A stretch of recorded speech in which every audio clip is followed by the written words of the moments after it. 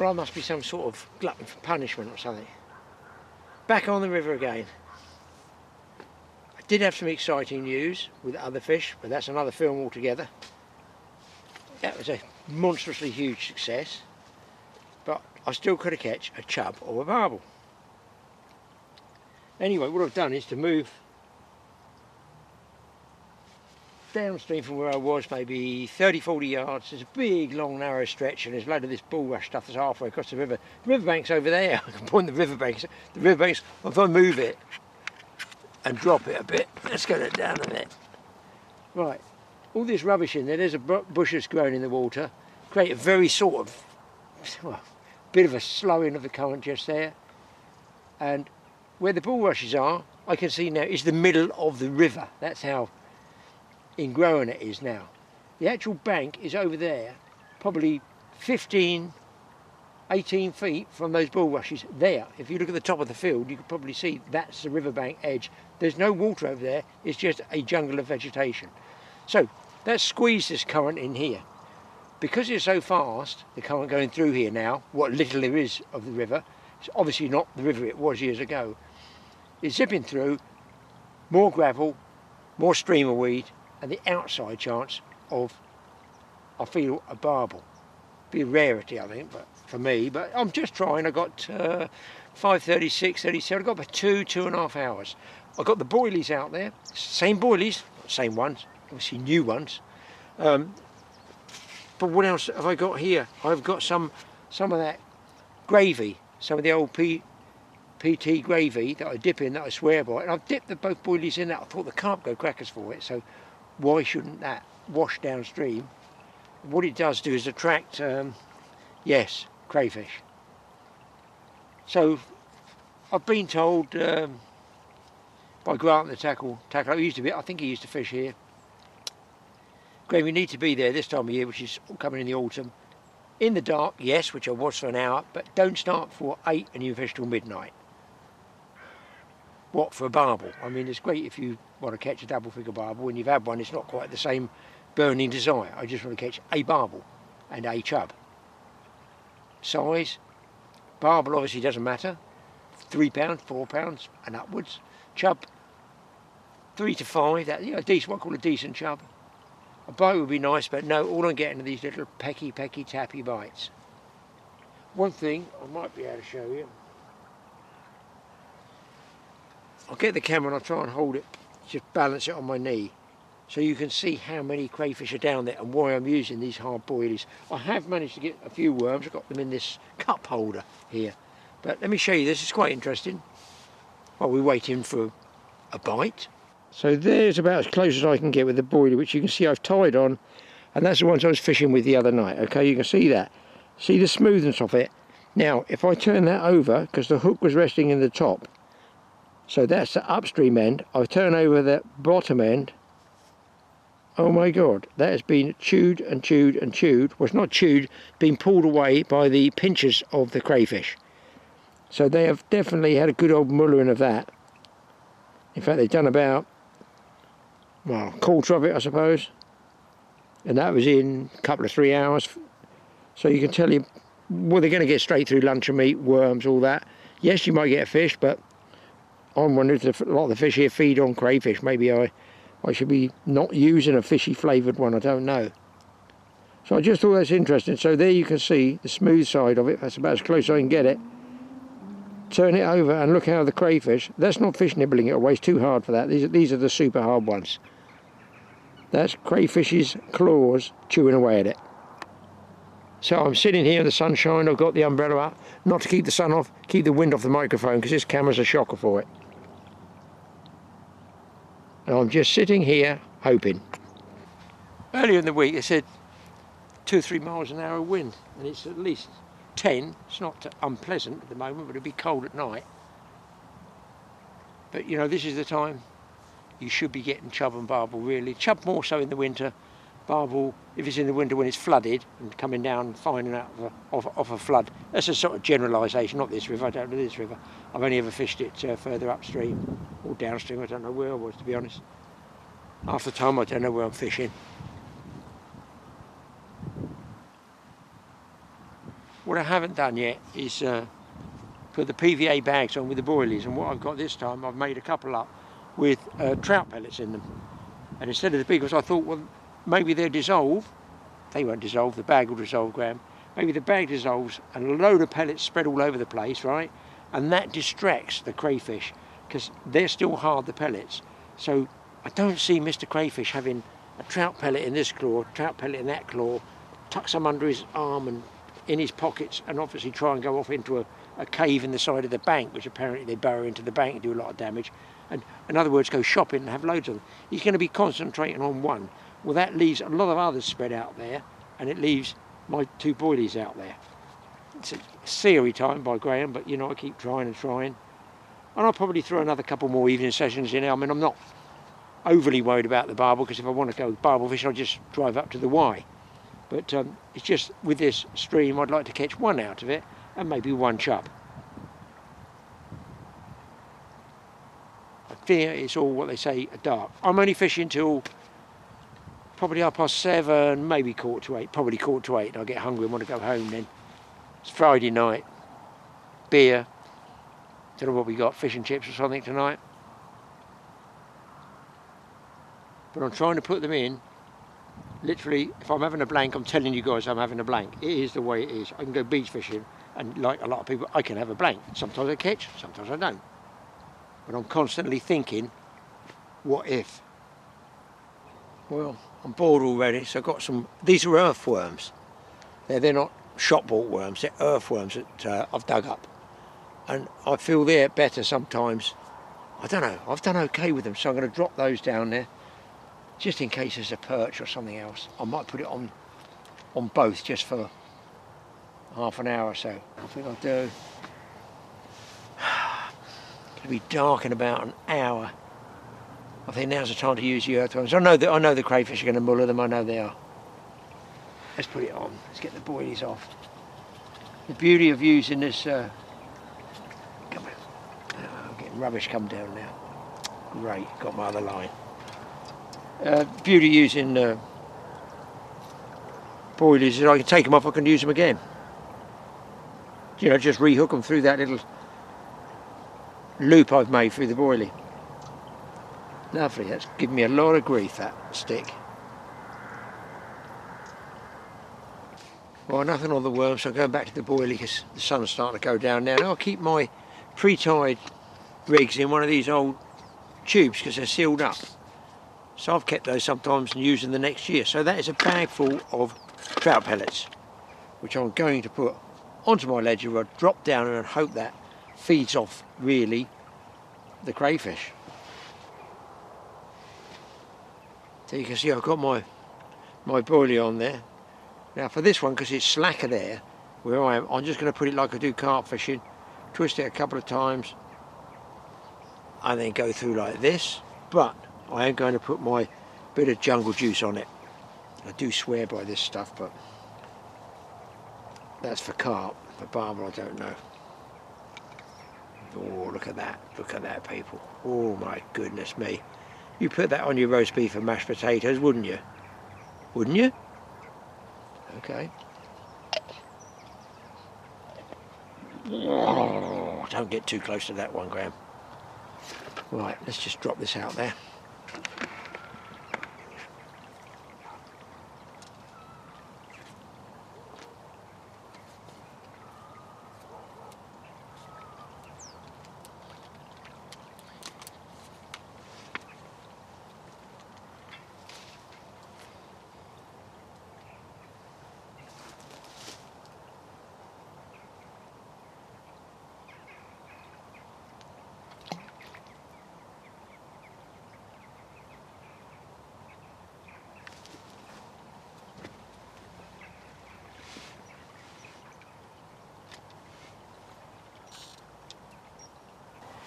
That will probably now be me for the evening. Crays all over those worms. I'm amazed, even though the crayfish are there, that something like dace, small chub, perch, I don't know, where's all the other fish? Where's all the lots of these? Where's all the little fish that would generally be giving you all of these? I haven't had a bite for 3 sessions here, not a bite. Now the sun's going down, getting cool. Trouble is the camera wants to focus on the background, it doesn't want to focus on the rod top.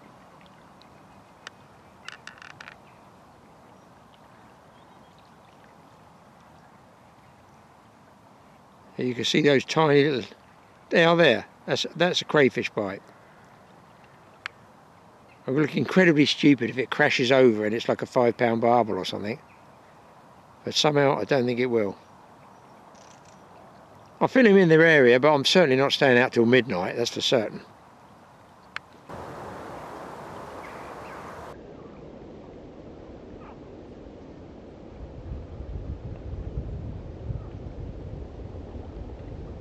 Well, I think I'm the only one fishing here tonight by the look of it. I haven't been obviously walking around much, I haven't got time, but nobody's walked past me. Although last time I fished, I think it was a committee member or something, he came up, he didn't start till 8 o'clock, because I packed up, started putting away just before 8, and that's ties in what they're saying, they don't even come down to it's 8, which is 2 hours in the darkness, or hour and a half in the darkness. So I might give it one really late one, you know, before it gets too cold. Once it gets cold, count me out. If I stand up, look, you think the river is from there, don't you? You think the river is from there to there. You say, well, there it is, there's the river. No, the riverbank is, look, follow my finger. There's the height of the field. That's the riverbank. All the way, if I can zoom in at the same time, look, from there, 20 feet, I'd say, into here, is the original size of the river. You know, just look, there's the ridge. Can you see the ridge all the way along the top? And you see all this stuff in there. Just want to cut it all out. But of course, if you do cut it out, you'll lose a lot of the flow here. And it's the flow that we should have. It should be doing that right across the river. But of course, it's abstracted so much that basically we're just running out of water.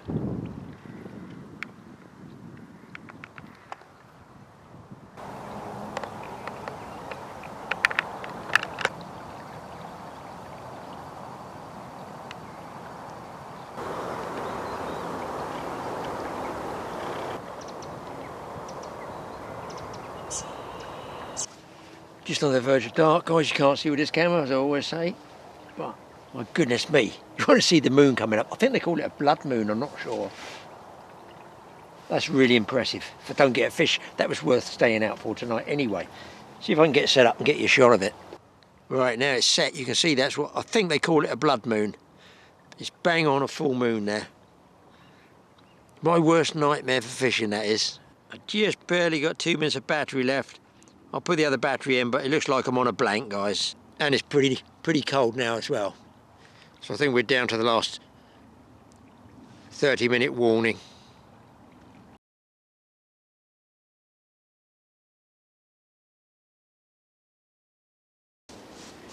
Well, guys, welcome back to TA Fishing, formerly known as TA Blanking on this river, the awesome river. I've come somewhere totally different. Now, there was a swim when I was perch fishing the other day with Mike. We just walked down for a few hours. And there was a guy in a swim. I can't even call it a swim. He had his rod through the stinging nettles and stuff. Anyhow, the upshot of it, I wouldn't have fished there, to be honest, because you never get the fish out. I couldn't see how you ever get a fish out. And I like things like barbel. Don't want to lose a fish in a snag. Anyhow, the gentleman said he was fishing near a snag. And he'd lost a fish. Well, that's the first one I've sort of heard of. Another guy I spoke to said he'd had 3 barbel all year. So it's obviously tough. Anyhow, the upshot of it was, the gentleman said, I just lost a really big fish, stripped me off downstream. I got a scale back on the hook. I said, oh, it's interesting, I wonder what that was. So obviously a foul hook fish, couldn't stop it. He said, well, I googled the scale, and it was a barbel. Store up there for future use, Graham. Well, I can't find the swim. It's so much of a jungle swim, I can't find it. But I sort of lucked out. Just look at this, look at this. This is the jungle here, right? Look at it. It is a jungle, but look at this. Happy days, somebody has at long last cleared a swim here. Ideal for netting a fish. Look, a lovely big long pool. Could be a blank, obviously could be a blank. But I've already thrown the lead out just on its own with no hook, trying to find out where it's fairly clear. It looks like I'm okay. The other gentleman who lost that bubble said it's just a plague of crayfish, but he was also on luncher meat, so I've gone back to luncher meat, figuring that every 15 minutes I'm going to have to change over. But look at this swim. It actually can be called a swim now, look. Absolutely cleared out right down to the bank edge, not going to lose any fish there. Lovely place for seating. Screen round the outside. Somebody has spent a lot of time and a lot of elbow grease clearing this, and really that's made it so much better. At least you can get in and fish. I mean, fair play to the guy, do you know what I mean? Clearing all this, he's bust his back doing all this. I mean, how he didn't get stung? He must have had sort of things like this, like rubber gloves, so he didn't get stung. And how he cut all this out, Lord and knows, because this is labour intensive. I mean, he would have had something like a sort of machete, would he? Well, good luck to the guy who cleared it. That's all I can say. Let's hope there's a fish in it. Fingers crossed. At least it's a nice clear place, sheltered from the wind, and might get a bite. You never know. So, having heard that guy's fouled up the barbel, okay? If it's not a far run to a snag, you've got to up the line strength. And I was on 6. I've now doubled it. So I might not get a take, but I've gone to 12. I've gone to my catfish and carp rods. Big lead, the hook link is 12. So if I get a bite, at least I've got halfway fighting chance of stopping a fish, should I get one. I don't have any worries about stopping a chub, trust me, but you know, you don't know what's in here barbel wise. Going to be using one of these. A chunky and great big piece of luncher meat, which I'm hooking 2/3 of the way across so that I can get the bend of the hook out. Just tap it, and if you can see that, hopefully, just the point showing. I'm going to drop that just behind this snag here. Nobody will see it down there. And that way I'm downstream of the snag. Don't fall in, Graham.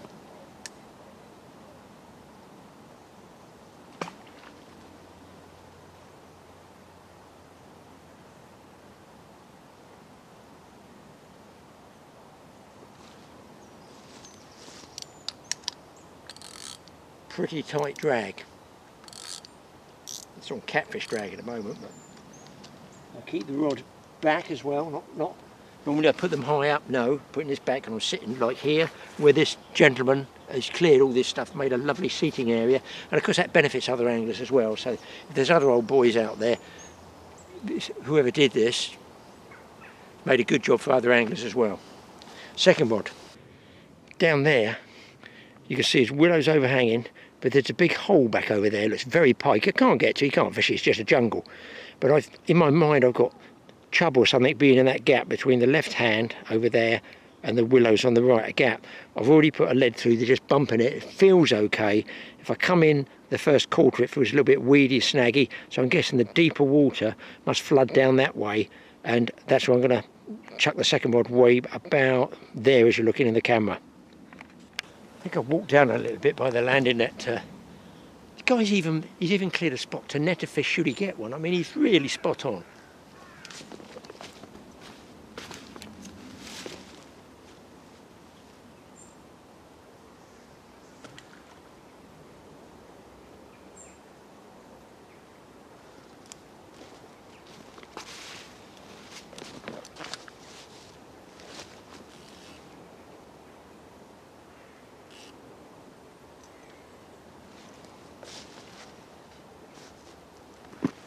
So with the carp rods, there's no quiver tip.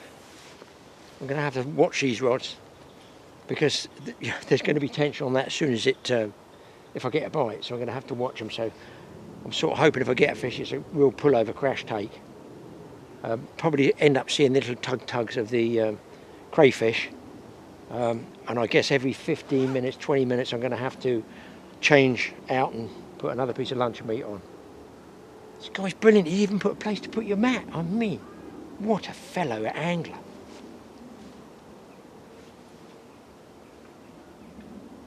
I've got crayfish on. I've got crayfish on that downstream luncheon meat already because I can see the line where it enters the water tweaking. This is a nice looking swim. I've no idea. All the locals are regulars. Well, they can't be locals. There's a jungle of nettles. I don't think anybody's fished here yet. Well, I know they haven't because it hasn't been trodden down. Nice looking swim as well, you know. Got a nice long, could float fish this. Who knows, roach days. But that's for the future. I'm going to give this maybe 2 more sessions into the dark. And if I don't get either a chub or a barbel, that's me done with it. I'm just going for daytime sort of predator fishing. I will have a go in the winter when it gets good condition and clarifies a little bit for maybe see if there's any roach about. But it's got colour in it, I've got to say, it's got a little bit of colour in it, so hey ho, we can only try, can't we?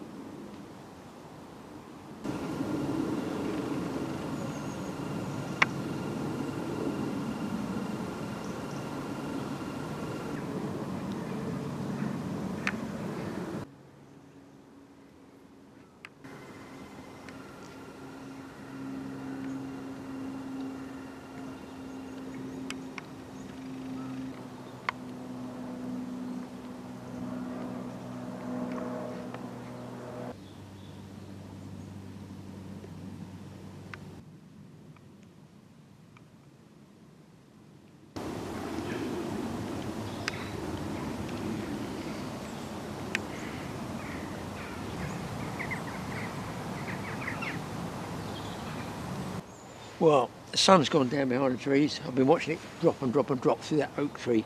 It's got lower. Its sky's light, but it has gone down. Not a nibble. Even the crayfish seem to have gone off. But the wind's died down, so that's nice. I do say it's higher up, but there's high pressure coming in. Whether that, well, it's not going to turn them on, is it? But it is at least going to chill out a little bit tonight. So no bites at all, no crashes, bangs, nothing. But having fish, not this stretch of river, but this river way further upstream, when you got to this time of the evening, especially in the autumn like this, there'd be fish, dimpling fish coming up, insects about. It's just like dead. The reason I mentioned it, I saw one little circle of small fry or something like there. So where's all the small fish? I don't understand it. And yet last week I was fishing with Mike, twitching a dead bait, I don't know, 3 or 4 inches long like this for pike, and quite fast water, and I felt a drag in. I thought that's weed, so I'm bringing it in. It's a crayfish that's got hold of, come up off the bottom, because I'm not near the bottom, I'm up in the water, come off the bottom, clamped onto and grabbed this roach about this big, say 4-inch roach, and I actually had it in the air, hanging like a crab hanging on the kids' crab lines you see at the seaside. And I found that bizarre. I'm thinking, if they're taking a fish that's up in the water, which would appear to be swimming along, the dead bait, what chance have any of the fish got in here? Where are the small fish? In the tummies of the crayfish, I fear. But when you look at this back here, it's flat.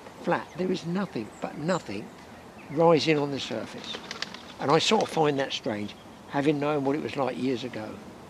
And couple that to the fact I've just mentioned about a crayfish taking dead bait being twitched along up in the water and would not let go of it. So if that was a live fish, it would have got it. No question it would have got it. Still waiting in the vain hope of one big crash down. I'd like to see one boat, almost if I missed it, just to let me know they're off. Decent fish in there. And then why they're not small chub like this? You go up in the River Wye, you can't fish a piece of luncheon meat for more about 90 seconds before they're on it. Pound, that sort of size. Where are the smart? Where's all these small chub? Why are they not tapping away at it? I don't get it. About one more evening session, and I shall knock it on the head and just go fishing in the daytime for pike and perch. Hunt them down. Find out where they live.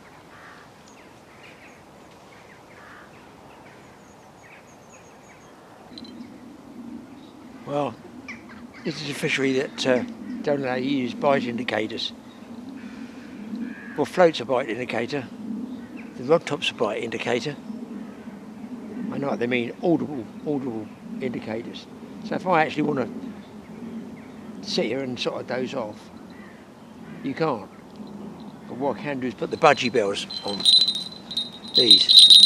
I used them before here. You just clip them on the rod top. So if you do look away, or I'm filming something else, because the wildlife comes out in the evening like this, in last light, so I might be looking over there and miss the only bite of the trip. At least I got these clipped on the rod top to give me a bit of indication.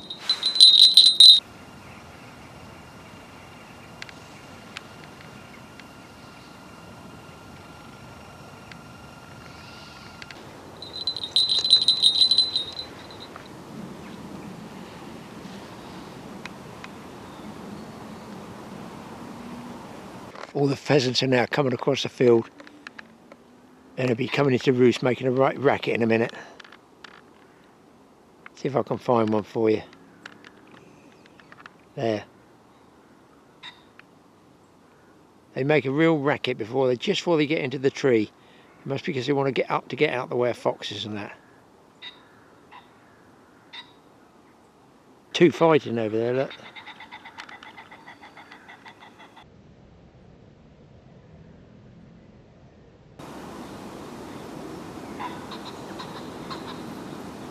Well, it's getting very dusk now. Doesn't look it in this camera. It's low light camera. You see what I mean though about the lack of surface activity. This one sounds like he's swimming up the river.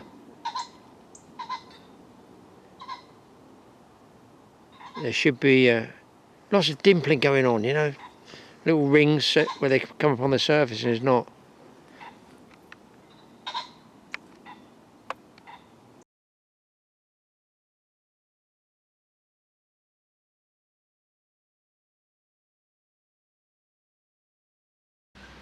Right, hi Graham, we're going to talk about spinners today, which is that time of year where everybody's out chasing the perch and some of the pike. So I was just going to run you through some of the basic traces and what you can buy to make a trace, buy ready-made traces or just a few spinners. So here's a brand that everybody will know is Mepps as a spinner, really popular. Normally come in a few different sizes, starting out, I think it's 0, believe it or not, 1, 2, 3, 4, 5 and go up a few sizes. So that's the blade size, isn't it? That's a blade, so that is the blade size. So this is a number 2. I don't know if you can see on there the number 2 on the packaging in black and yellow. So this is called a Black Fury, really popular pattern, been around for a long time.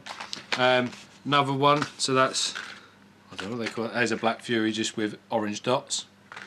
And then also we get another one there, I can't remember what they call that, that's a Comet, but this is the blue and blue dots and silver background, which seems to be popular patterns. They're fairly basic, but they're very famous and they're very successful for some reason. Exactly that. I think it's more to do with the way they move through the water, a spinner, creating loads of commotion through the water, makes fish become attracted to it. Not necessarily that doesn't look like any fish swimming they're going to eat, but with a predator, they are territorial as well, and they will just have a go at things. Now, just so people know, beginners, we're talking spinners, but in fact it's spoons. So a spinner, it sort of revolves around a bar, and the spoon wobbles. So that'd be the way. So I can show you a bigger spoon in a minute. I haven't got any small spoons, but that is technically the spoon is the blade, and then it rotates around, which I will take one apart. So I'll take this one apart to show you. And that's why it gets the name spinner. Spinner. So this is what attaches to your main line, which would be from your trace, which is one of these.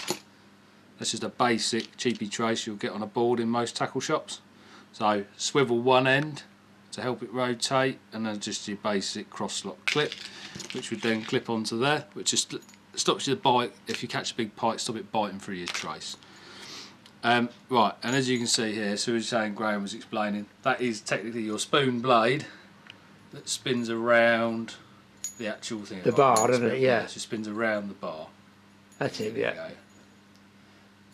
So as it goes through the water, it propel round, create loads of bubbles and disturbance, and that generally is what we're looking for to get a pike to chase you. As you see, we do treble hooks on these generally, so that's quite a large sort of spinner. Does that have a split ring for changing? Should people want to change from a treble to a single or anything? So this one in particular doesn't. This is a fixed one. Yeah. So that is how it comes.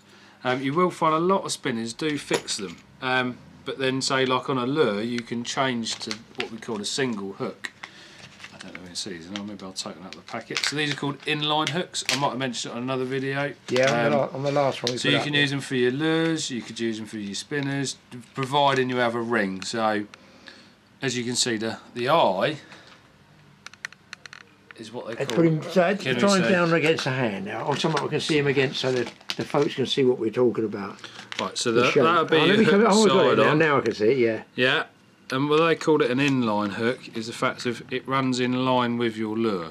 So if this was technically behind, that one would sit like that on there. Yeah. And that's purely if you don't want 3 hooks. You know, it's not necessarily essential. Maybe something of an old generation where we always used trebles for pike fishing and it stayed. There are a lot of venues that now specify they'd rather you use a single hook. And would that be barbless, a single, or barbed? Some barbless, some barbed. So there's sort of like mixed reviews on barbed and barbless. I think it's your own personal preference, and it goes on the fishery rules more than anything, I would say. So, what size do they do those in line? So they go up to any size you can imagine, but the 3 general ones I keep in the shop start from a number 2. Right, so 2, 4, 6 and 8 is what I generally keep to do the different sizes from slightly bigger lures to smaller. 2 should do most of the UK stuff, 2 will do it? most of it, yeah. Very strong hook, so it's chemically forged as well, so it's hardened, it won't just bend out, it's a very strong hook, and you know, a lot of people will be aware of VMC as a company. Famous hook company, yeah. Very famous hook company. You'd be amazed at how many hooks they make for other companies as well. We've got another little range of spinners there by Abu. Again, Garcia, a famous lure name, famous, tried and tested, and not just come out the woodwork and started it up. They, you know, Meps and Abu are going for a long renowned time. lures. So there's different sizes, 12 gram, we've got 5 gram, 7 grams. So you sort of match it to where you're fishing. So if you've got a big, heavy spinner, it's going to sink fast. A lot of my local anglers fish the local canal. So we're talking 3 foot, 4 foot, maybe 5, or an odd deep area that is deeper. So you don't want anything too heavy that's going to run straight to the bottom. Although you do pick fish up along the bottom when it's cold, it's that same thing. Match your lures to where you're fishing, I would say. Or even if you're near the river, the current speed. Current speed, yeah. Otherwise, if you have a light one, it's going to be up on the surface. If you want to get down deep, you're going to have a heavier weight spinner. Exactly that. So there's different versions. We've got new little ones now called pulse tails, which is like a little lure. You attach them like the top of the jig. You have a little treble hook on the front and a little spinner blade on the back. So, and that will just spin and move, just give you a different sort of commotion to go through the water again. More for perch, would that be great? Perch fishing, yeah, but as we know, pike will take anything that is moving if they're having a go, but you will find a lot of the perch anglers like the smaller spinners and the smaller sort of like lures with the spinner pulse tails. So that is a pulse tail, that one, spinner tail, but that's by Berkeley, so another brand. American company, that one, American company, yeah. So, and we've got some other things I'm trying out this year, not something we've had in the past, but I've seen them. So they're just called micro spinner baits, and they basically have a little jig head, and you rig them up on this, and then the spinner runs underneath the jig. So it's quite a nice little. Where does the actual blade? Is it as the you blade see it, like will that, sit? without, So it goes on the back, does it? It goes. You'll run this up through here. You see, there's a clip. Oh, look at that. Oh, I see. Yeah. So that's a spare body. You'll put that clip through there, and you attach off that, and that will just run alongside. Yeah. And just make loads of noise. It's not for weedless properties, is it? Or? Not particularly, because the hook is still showing proud on that, so it will still pick weed up, unfortunately. It's purely America. You'll see a thing called an underspin, and it's very similar to this. It's already wired in though, and this just gives you both options to use it with the underspin bar or without. So perhaps I'll have to open one up and show you how to tie one up on those. So that's a new product. A new product to here. Yeah. I mean, lots of people. You'll go to places. There's so many lures to pick from. It's just like being in the sweet shop. So, but if you said to me, what is my favourite spinner lure bait? I personally don't have one. There's so many cool looking things out there to purchase and buy. I really like them, but I just say take a selection of bright, dark, clear, and chop and change throughout the day because it's always different. I'll talk to you a little bit about the traces now. So traces, this is your basic trace that you will find in most shops. Have like a like a rig board behind them, a cardboard sheet with a load of different traces, sort of 3 different sizes, normally range from sort of 75 pence to £1, depending on the size. A lot of shops have these up on the rig boards. They do 3 different sizes, normally a short, medium and a long, range from about 50p, 75p and £1 generally. That is a coated wire. As you can see, it's quite a thick wire. But in general, just a good way to get started. If you just wanted to go spinning, you could pop in the shop, buy 2 or 3 spinners, a couple of traces. As long as you've got your net and your unhooking mat and your forceps, off you go. You can go fishing, which is a nice mobile, travel light. Yeah. So then you get different types here, as you can see. So we've got some by FSET, which is a company called DAM, which you'll probably know, DAM, by a lot of people. Yeah. So that is a 7-core wire with a coating, with a little clip and a swivel. So very similar to the ones we just showed you. Then we get ones that are sort of like a naked wire, which I quite like. I think they're more supple, move just straight around a wire, bit. no plastic Just coating. a straight wire, no plastic coating. So you've got crimp either end, one with a nice little crossover lock snap and then a swivel. And then this company, eSox, which is Drennan. Oh, there's a light going again. It's gone, that's it. It's a motion sensor, guys. It is. To save wasted energy, and it's a very good job too. So they do 4 different sizes in breaking strain. So if you were perch and zander, maybe you want to be a bit thinner, looking at the 15 and the 20. If you're going for the bigger pike, you've got sort of 28 and 34. Then I've got some other types here. So Savage Gear, another company people might be aware of. So again, this is what they call a carbon 49 strand. So it's 7 little strands inside, and they're all made up of tiny little wire fibres as well. As you can see, if you zoom in on there, Graham, you've got sort of like the core of the centre of what it is. Now it'll go in there. So we're looking at that's it. The end. So that would technically, oh, that's a better one there. You might be able to see that one. There we go. There. So that would technically be your wire internally. So you've got 6 around the outside, and the centre one is to stop it crashing flat. So that will give you a nice smooth wire then. So it's nothing rough feeling at all. And again, little mini cross locks there. That's it. Little mini cross locks. Great until it gets really cold, and then obviously any cross lock becomes a problem with your fingers and thumbs.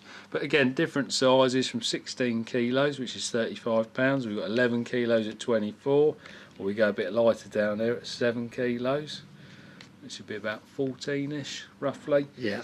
I've had no trouble with thick wire, I have to say. No, you've been fine. Yeah, I've been fine with it. I think I'm not love of real light wire, you know. No, so I think the thing with a pike and stuff like that, they're not interested in the little gubbins that we're looking at. They are interested in this, moving through the water. The end product. At a pace, that is what they are chasing. Yeah. You know, with all the noise and commotion, and they are very fast, a pike at chasing. It's normally you might follow it until you get right to the bank, and then take it, and then everyone has a heart attack, which is great.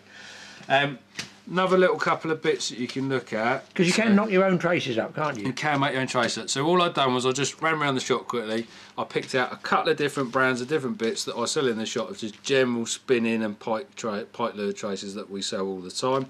We also, for the guys who are a lot keener, who like to get a bit more in depth with it, is tying your own traces. So we do sell crimps. Yeah. We sell the clips. I didn't bring a pack of swivels up, but we also do individual swivels.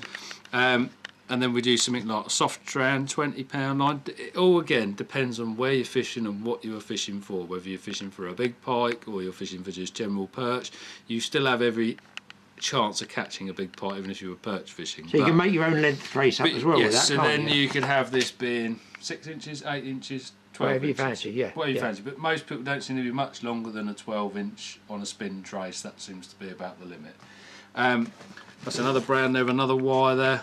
So 12 kilos, sort of £26, comes with the crimps as well. That already fits the wire, which is quite a nice thing. So you haven't got to look for different sizes. It's all in the pack.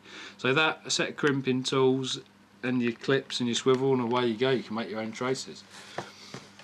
Something of a favourite of mine, which probably would have caught Graham's eye when he come in the shop, but we don't see everywhere now, are these old school traditional spoons, which is essentially a spinner blade, but without it spinning. It is just sat directly in line, and you wobble them back in, which is quite cool. So we've got perch pattern, brown trout pattern, and then whatever we want to call that. And again, this is one of the most famous fishing brand names. It is Allcocks, so you won't see them much in the UK now as such. They used to be, the spoons used to be used copper in Ireland when I was fishing over there for pike. That was always somebody, if you met somebody on the bank and he was a local, he'd invariably would have some spoons with him. In his bag. And generally they're favoured like there's the old copper ones. That's it, copper, or the smaller ones that they call Toby spoons are always really popular. So this is what they just call a perch spoon. There's a bit of an eye on there because that seems to be a good attractant. But as you can see, they reflect and make loads of even there, when you twist it, you can see it in the light flashing now. So that will flash under the wall to pick up the light, and obviously spinning on the big. And you would just sort of wobble that back through the swim. My friend used to show up with us down the canal. We were kids fishing. He used to bring the biggest, most obscene spoons, a bit like these and bigger, and always used to outfish us all. To be fair, really? Yeah, he was very good with them. But yeah, very popular. Again, you could change the hooks, or you could change that. Yeah, you could crush the barbs. If you it comes could with crush the barbs. barbs. You could change that for an inline hook, so you could have something like that on the end. But you can go up sizes. We get bigger ones as well. Have I ever seen a lure with a hook up the front on like that, a spoon? Do they ever do any in case the fish hits at the front more? Not generally, but I imagine there is someone out there doing it. There's them, someone out there making everything now. They will now, I've told them. Yeah, anything you think you've ever thought of's normally been made and invented in fishing, because there's so many ideas and plans what you could do. But what I'd say is pick a nice little selection of a few spinners, maybe a couple of spoons, a couple of traces with you in your bag. Make sure you have your net and hooking mat, forceps, and then you're away. You can go fishing.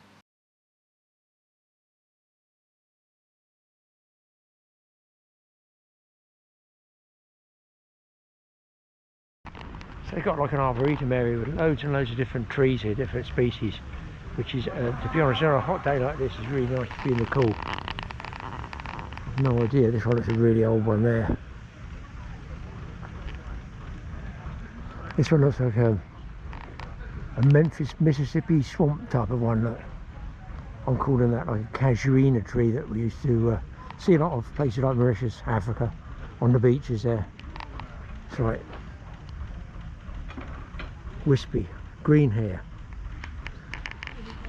Up here they got a train. They run trips as well. Actually, it's bigger than you think when you get up close to it.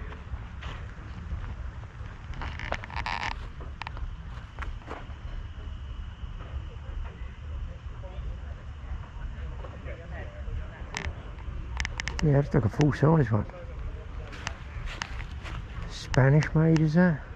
Madrid, the Eloise.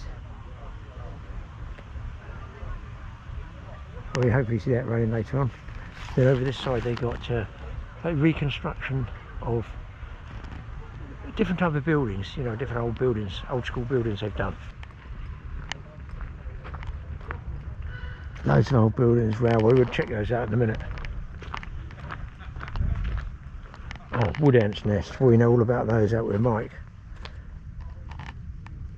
There you guys, you can see them.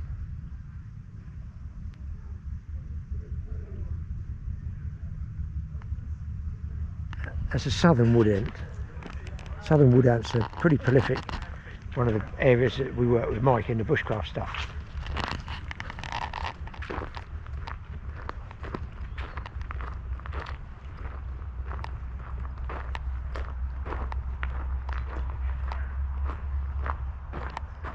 So this is a hut. I guess like a sort of army hut called a Tweedsmuir camp. Built by used by the Canadian Army as a transit camp in World War II.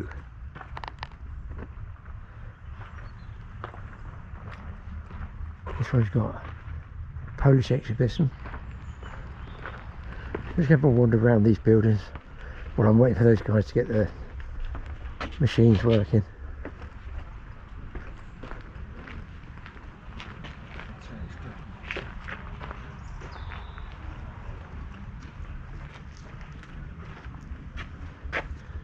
A big Shire horse. The back end of a big Shire horse.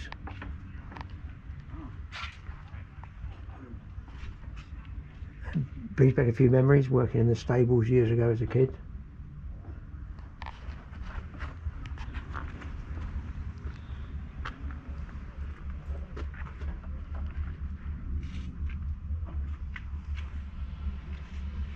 Over here is absolutely made for I'm calling that like a sort of plough come rotavator machine. I used to use one of those I was about 14 with my granddad. It's very, very similar.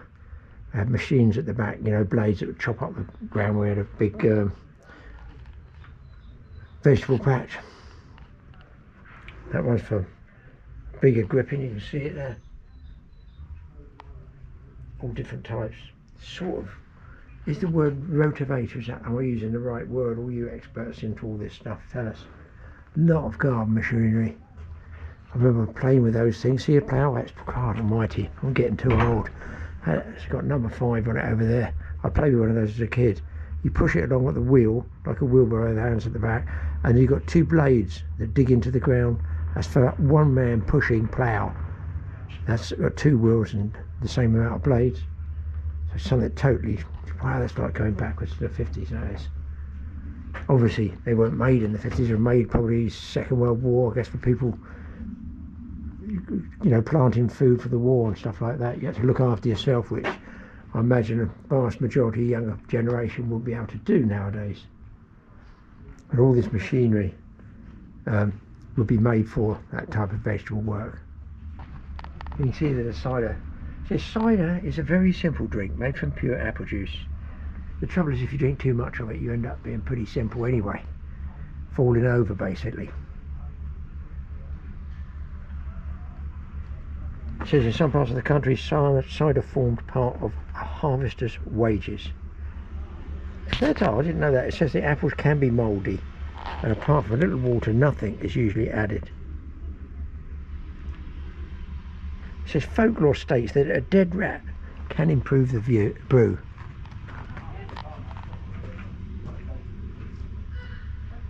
So they press it here. I guess the juice is stored in the barrel, cider barrel over the back. There's a barrel chute over there for lowering barrels down to cellars. Not too bad for people at the moment.